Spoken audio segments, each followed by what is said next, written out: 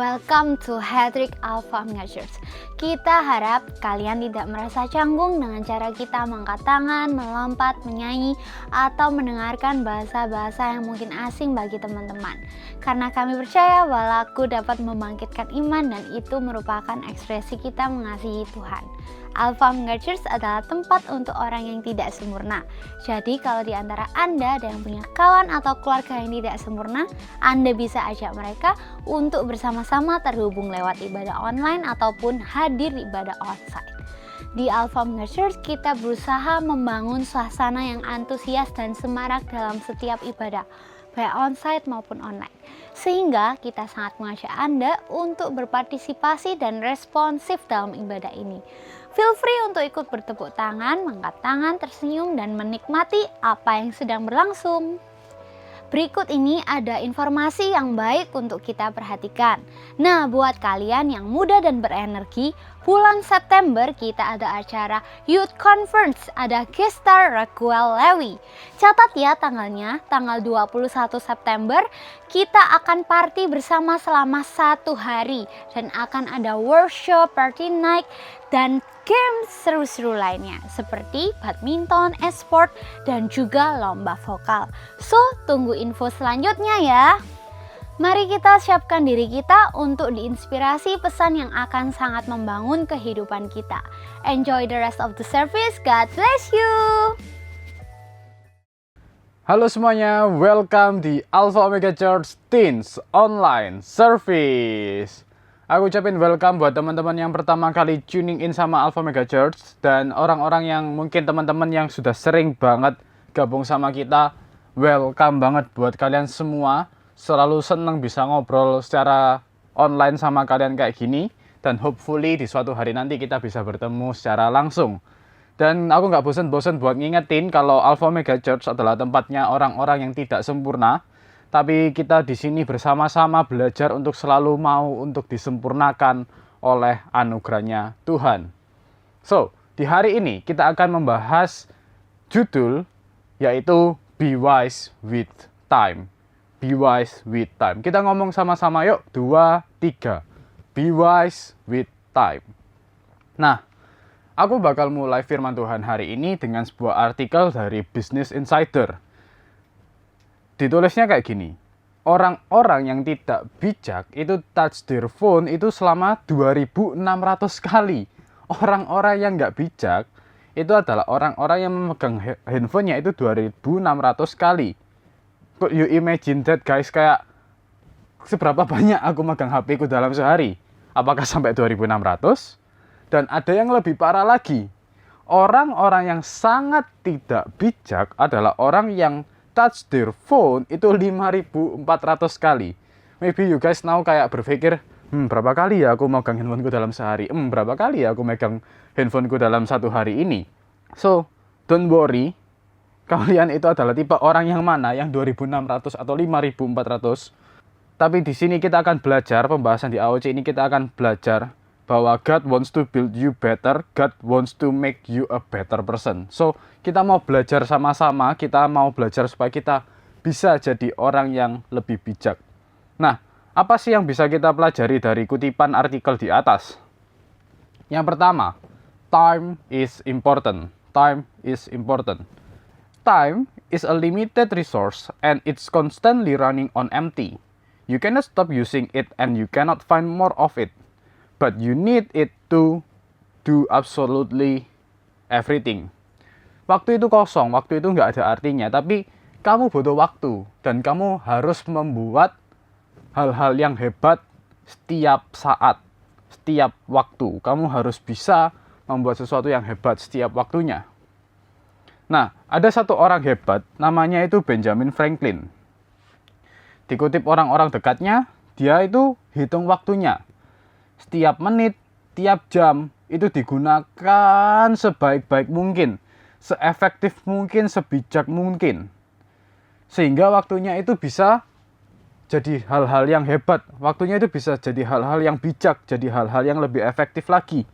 Nah, contoh di Alkitab, Rasul yang bernama Paulus itu juga ngingetin kita, ngerimain us, ngajarin kita bahwa kita itu juga perlu jadi orang yang bijaksana. Ayatnya di mana? Ayatnya ada di Efesus 5 ayat 15 sampai 16.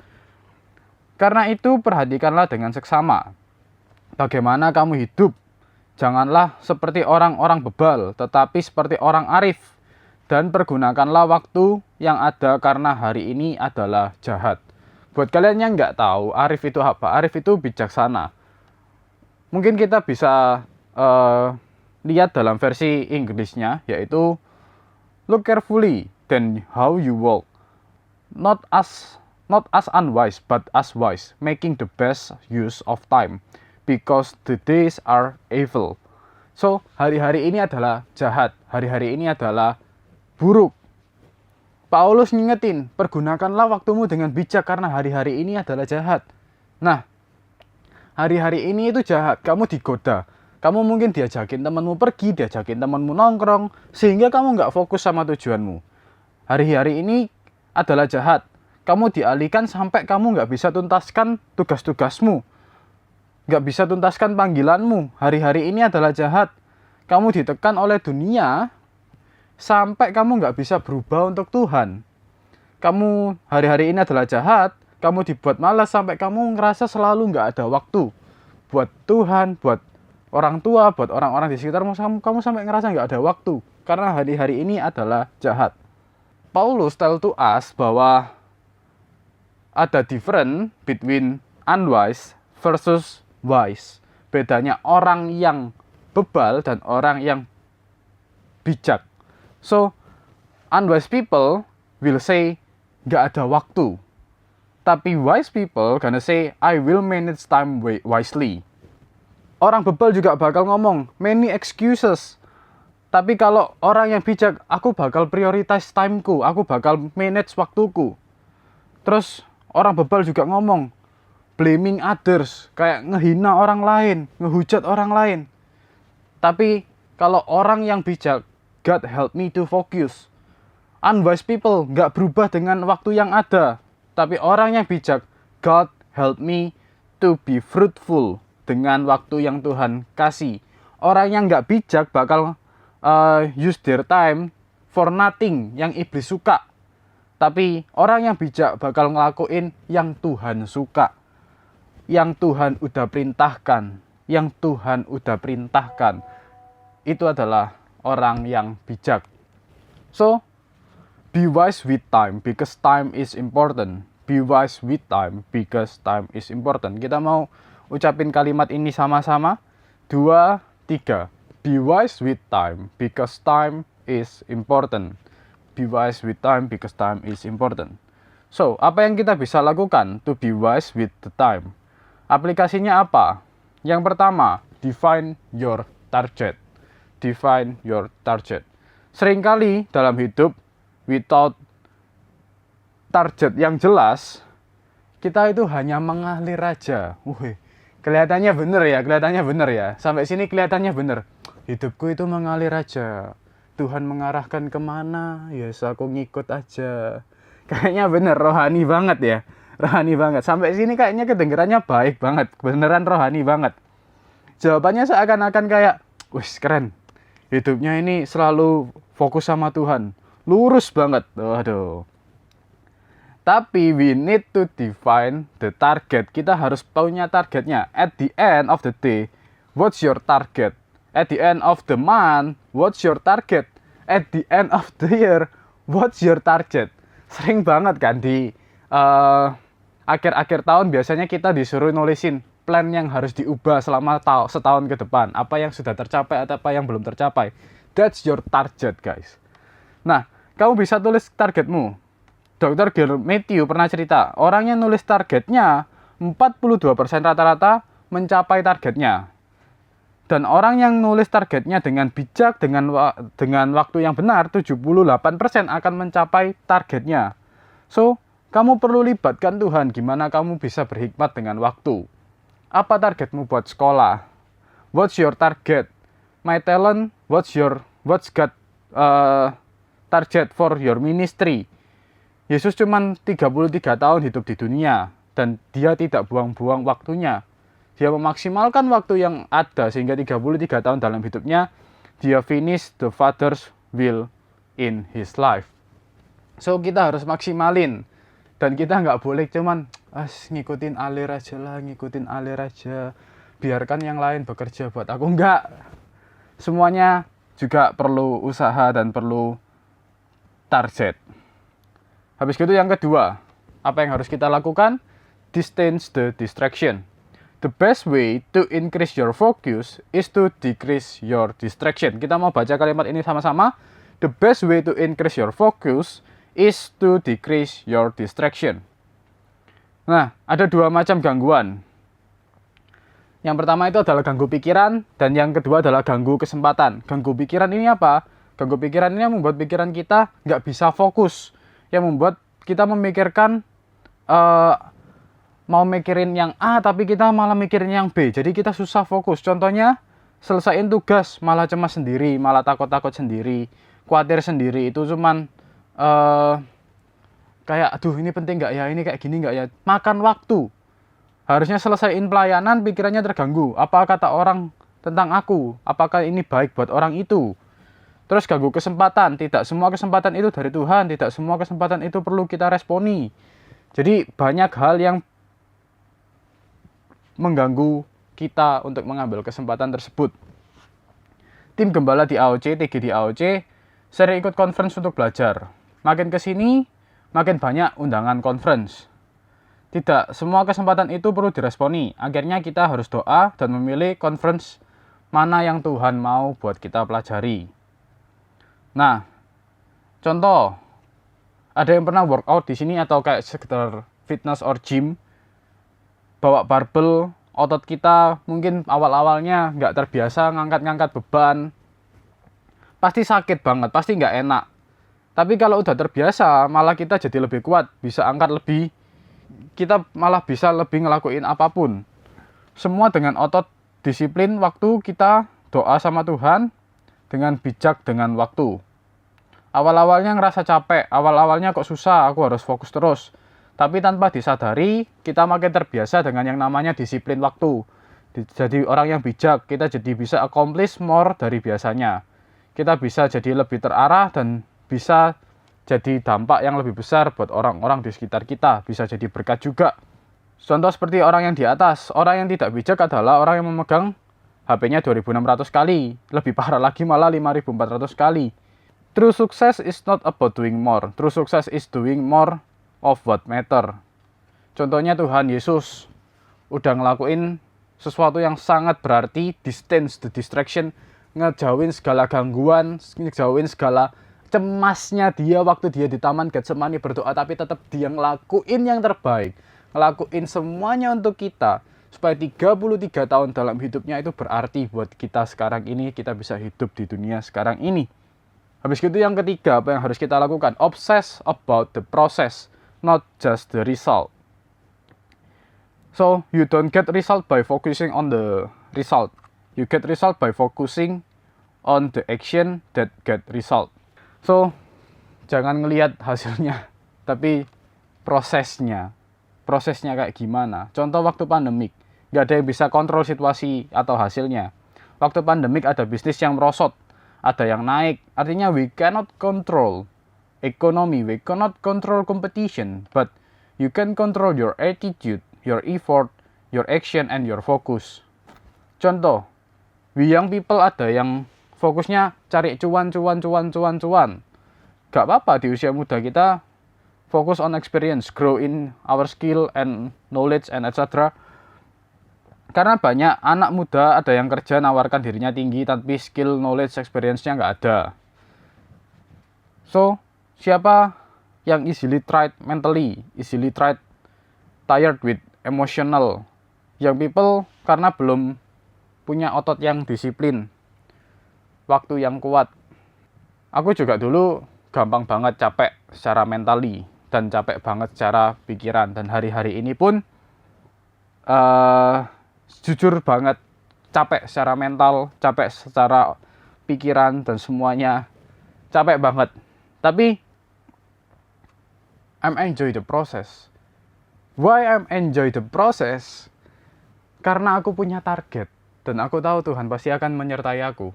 So, itu adalah caraku buat never quit, didn't quit. Nggak ada yang bisa buat aku nyerah. Don't give up. Karena Yesus ada buat aku. Nggak buat aku jadi emotionally damaged, kena mental. Nggak.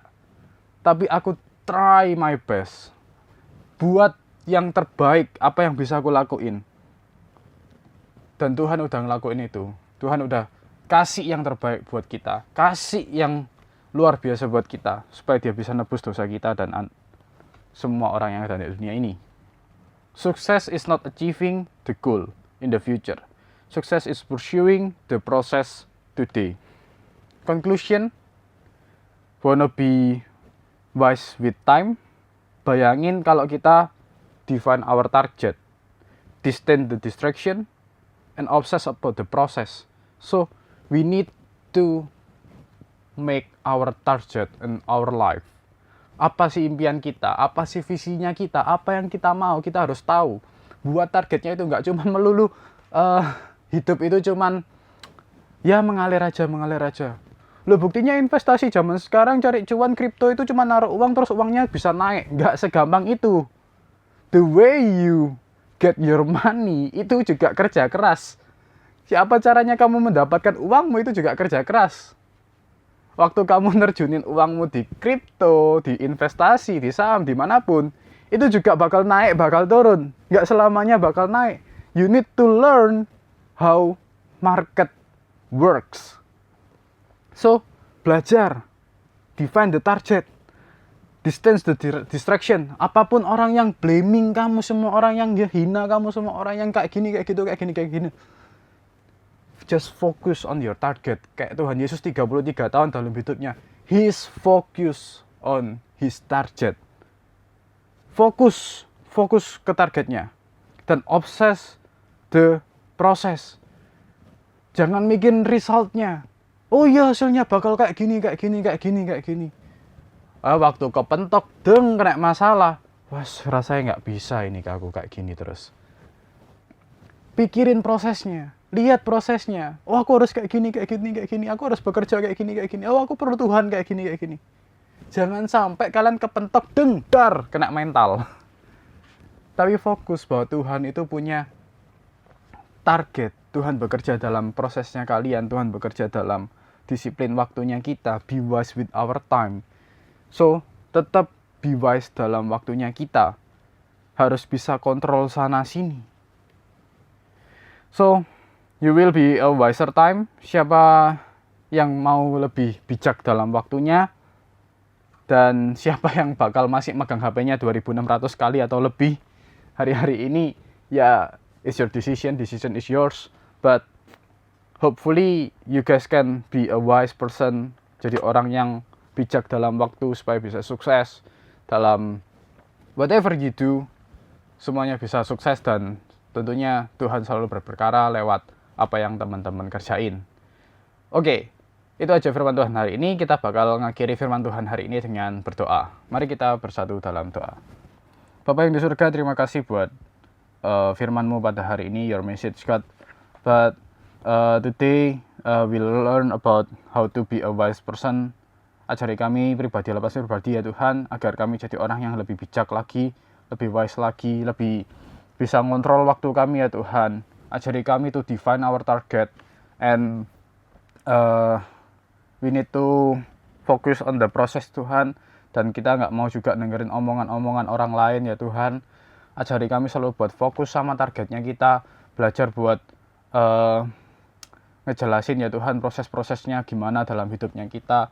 Waktu time by time kita juga perlu perinci ya Tuhan, supaya kami bisa mencapai target kita dengan berhasil. Dan kami percaya lewat pertolongan Tuhan, dari yang 78% tingkat keberhasilan, 40% tingkat berhasilan, dengan Tuhan kami percaya Tuhan 100% Tuhan pasti jamin tingkat keberhasilan kami tinggi ya Tuhan.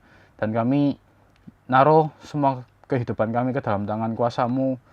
Apa yang kami rindukan, apa yang kami harapkan ya Tuhan, ajari kami supaya kami bisa mencapai itu semua ya Tuhan, mencapai semua yang kami inginkan ya Tuhan. Thank you ya Tuhan Yesus, thank you. Berkati kami dalam sekolah studi kami dan apapun yang kami kerjakan. supaya semuanya itu berkenan di hadapannya Tuhan dan untuk kemuliaan namanya Tuhan. Thank you ya Tuhan Yesus, dalam namamu kami sudah berdoa dan mengucap syukur, haleluya, amin. Oke guys, itu aja firman Tuhan hari ini. Thank you udah tuning in di Alpha Mega Church Online Service. God bless.